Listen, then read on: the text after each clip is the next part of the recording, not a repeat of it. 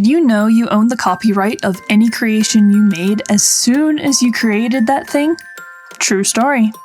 However, there are some special pages in your children's picture book, besides the actual body of art, writing, and work, that'll let your readers know that that is indeed the case. There are other pages as well that will help your readers find you again and aid in the professional feel of your book, which in turn will help you market your book. Let's talk about those pages.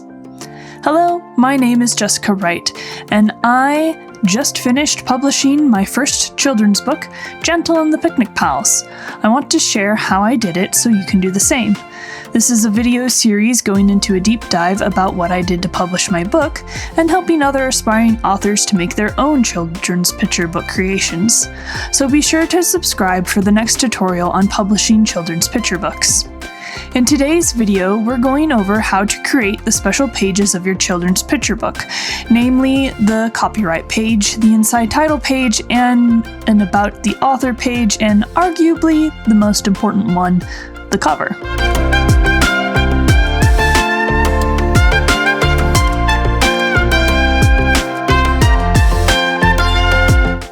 This is the page that everyone always has the most questions about, the copyright page. Arguably, though, this is one of the easiest pages to create for your children's picture book. You don't even need an illustration to go with it if you don't want to have one. Here are the main elements you should have on your copyright page. The word copyright, followed by that little C icon with a circle around it. The year the book was published for the first time, then your name. If you want to be extra safe about it, put it under all rights reserved. And no, you don't need to get a trademark or go through some government system to have paperwork providing that this book is yours. You could if you want to, that's totally up to you, but for the most part, you don't need it for a book. Going through the hassle of government paperwork only gives you more evidence in a case where you have to sue somebody. At least that's how it is here in the United States. However, there are some things you can include on the copyright page to really deter people who would steal your work, as well as some general knowledge about the book that will help librarians and other readers find out more about it. Firstly, the ISBN numbers for all the versions of your book would be helpful in the copyright page. That's right, I said ISBN numbers, plural.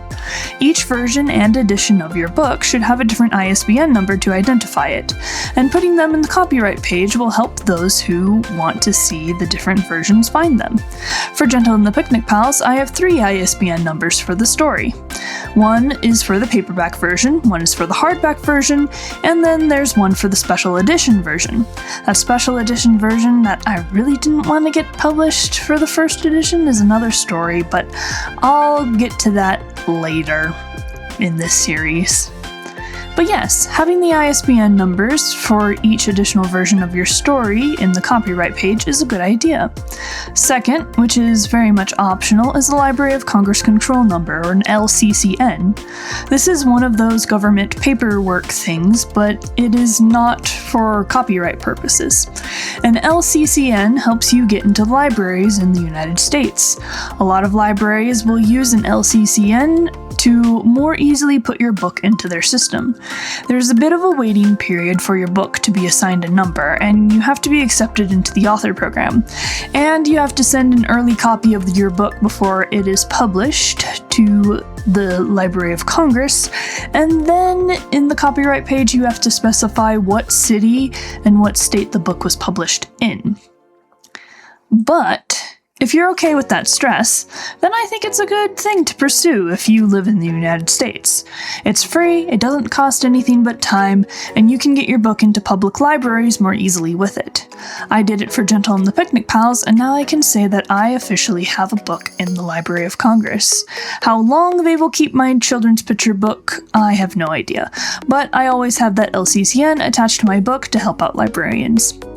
Other things to consider putting on your copyright page are warnings that no part of this book may be reproduced, redistributed, transmitted, or any form by any means without your written permission, a professional email where People can email you requests and permission to reproduce or photocopy your work. A disclaimer that all characters and events in your book are entirely fictional, though if they aren't, don't put that disclaimer in there. Credit for the illustrator that you worked with. Information about a book series, if this book is part of a book series, and what that series is called, as well as the number that this book is in the series, and contact information for the author and illustrator, as in a website or professional email. Lastly, just whatever else you think is significant for the reader to know about your book. You can also add more copyright notices if you're really paranoid about that aspect. I personally have one copyright line at the top of my page and one at the bottom of my copyright page.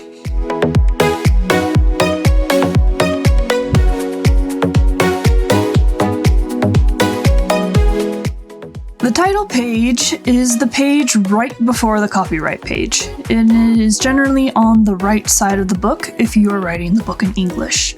I'm sure that there are some exceptions for this format, but this is the format that I've seen it and done most often. The title is just a title. It's the name of your book, as well as a byline for you and your illustrator. It's very simple, and again, you don't even have to have an illustration for it if you don't want to have one. That being said, it would grab the attention of a child if it did have an illustration on it, but it's not necessary. I personally didn't go with an illustration for the title page in Gentle and the Picnic Palace, but I also designed and created my own fancy title to catch the reader's attention. I used a font called Start Story by Carissa Studio, a font that closely resembled my own handwriting in the body of the book, and added some curves and leaves to a few of the letters. Basically, just make the title page look interesting. If you don't have, but you don't have to go over the top for the page if you don't want to.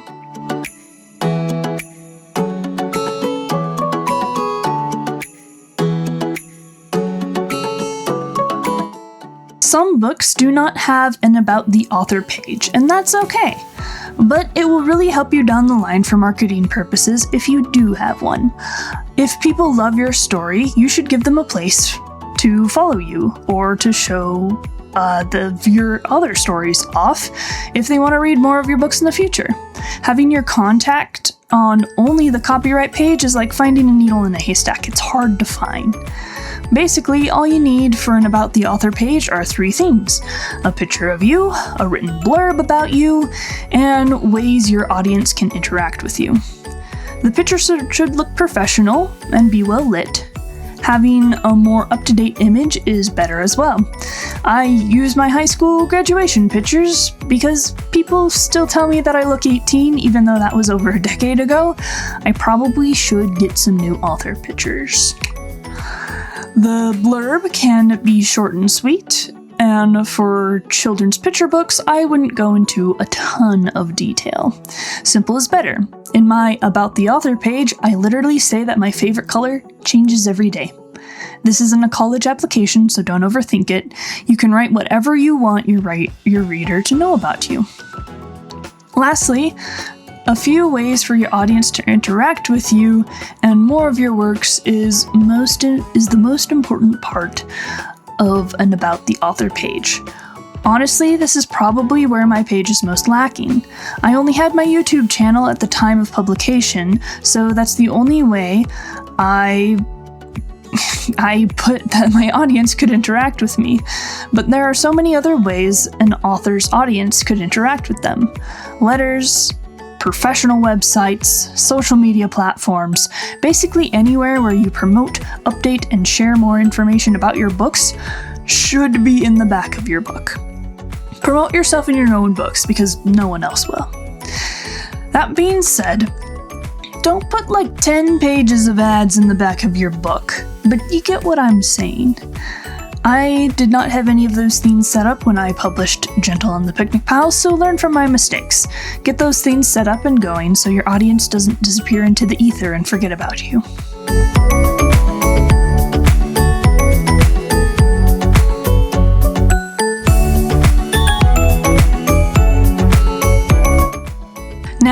the most important pages for your marketing. The cover pages.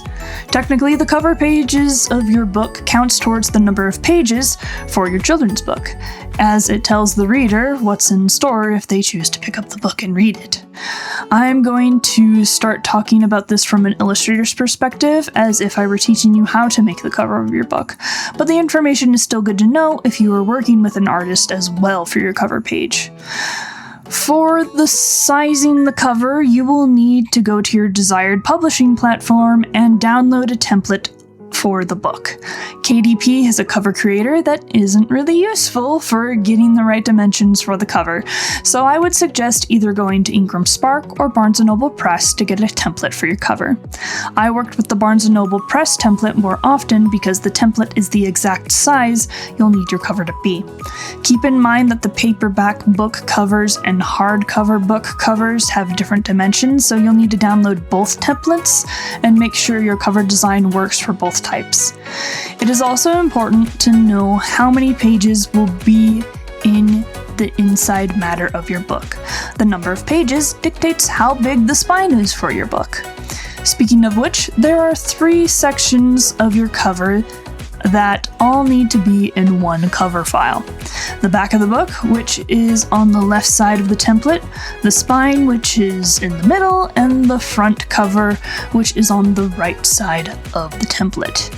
You can choose to work on one section at a time and stitch them all together at a later date, or you can work on them all at once. If you want your front cover, back cover, and spine to look different from each other, I'd suggest the first method of working on all of them separately, then putting them all together in one image later. If you want to do a wraparound image like I did with Gentle and the Picnic Pals, then I suggest doing the latter method. Whatever method you choose to do, the printer will want the cover to be put together in one image file. So pay special attention to the guides on the freaking spam call from West Virginia. Where was I? Whatever method you choose to do, the printer will want the cover to be together in one image file, so pay special attention to the guides on the downloaded template to tell you where to place all the elements: pictures, title, and words. Also, I should mention here that we are not going to go over jackets, like cover jackets, in this video. I did not want to make one for my book, and really you could follow the steps for a cover jacket as they're the same thing for a cover, in my opinion. You just have 2 more sections to deal with: the folded over sleeves of the jacket, where you can put author information as well as a description of the book. There are templates available on Ingram Spark for cover jackets of various sizes.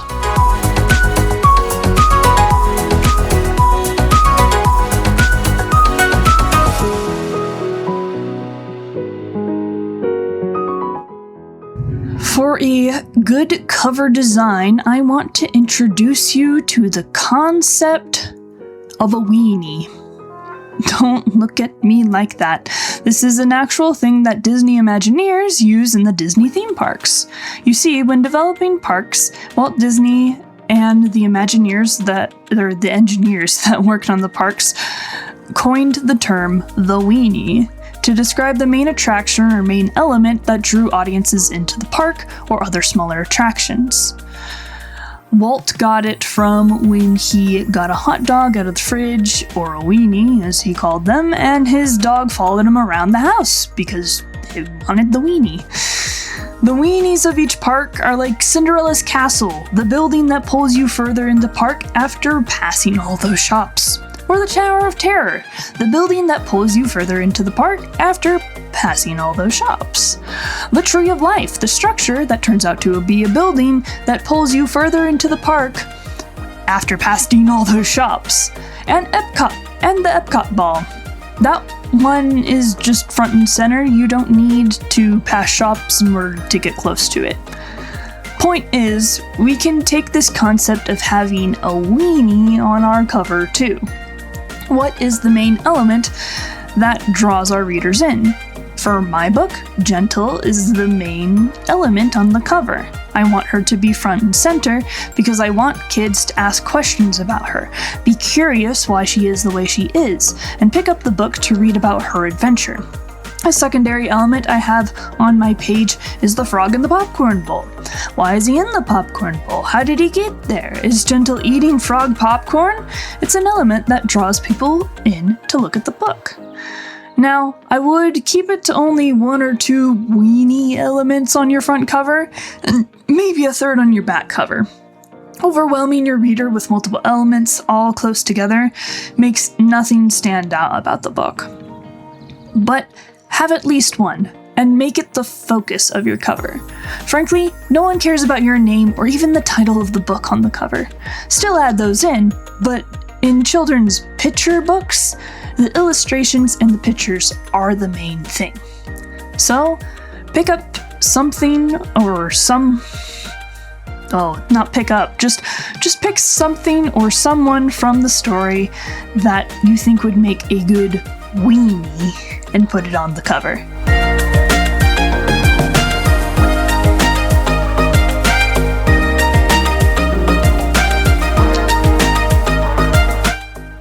Now that we have our front cover figured out, our back cover needs some love.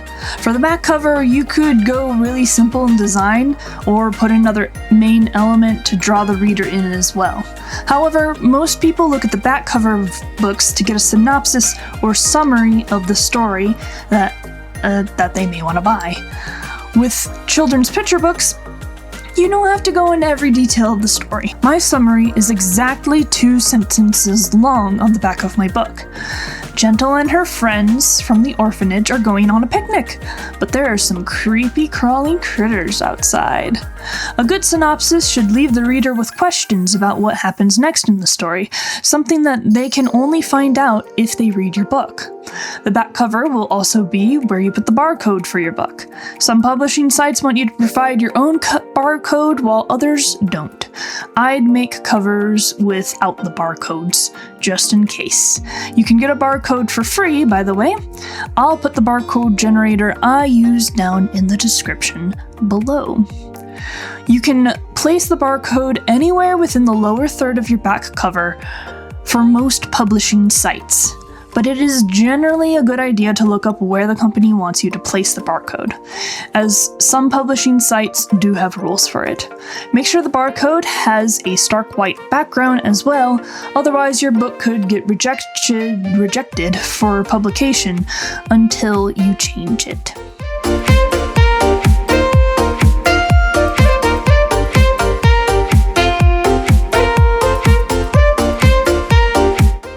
Lastly is the design for the spine. Honestly, the spine of your book might be so thin that putting words on it would just be a hassle. That's why the spine for the paperback version of Gentle and the Picnic Pals doesn't have any title or byline on it.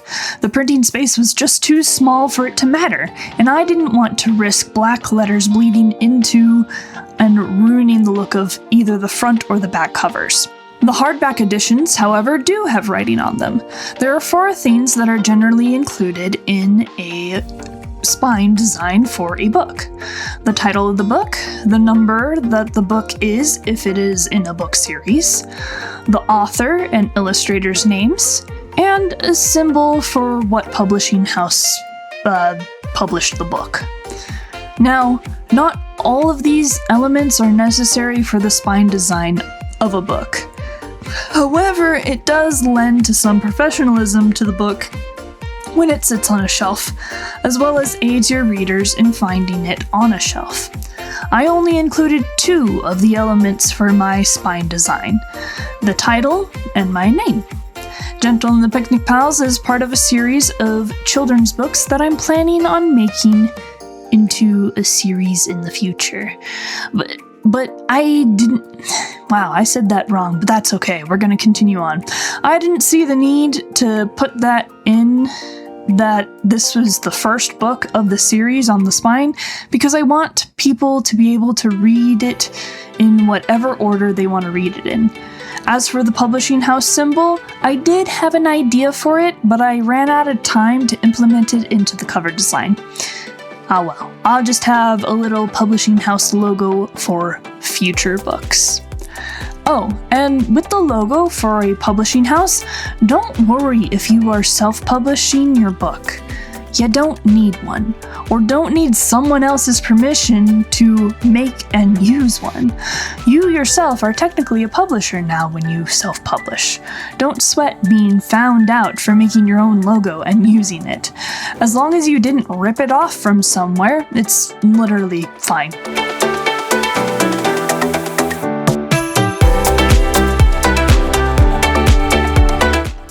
That is the end of the Special Pages tutorial for making your children's picture book. Next time we'll be going over how to make the files for your book ready for publishing. Basically, how to format your book. After that, we'll be going over how to upload your manuscript and cover to various print houses that will print your book for you and your customers. We'll start with Amazon KDP, then move on to Ingram Spark, and end with Barnes & Noble Press. So, subscribe and turn on bell notifications so you don't miss that when it comes out. You'll get a lot more arts and crafts videos, drawing time lapses, as well as storytelling and creating videos as well for me in the future. Otherwise, check out my book, Gentle and the Picnic Pals. The links to purchase it, or just look at it, are in the description down below.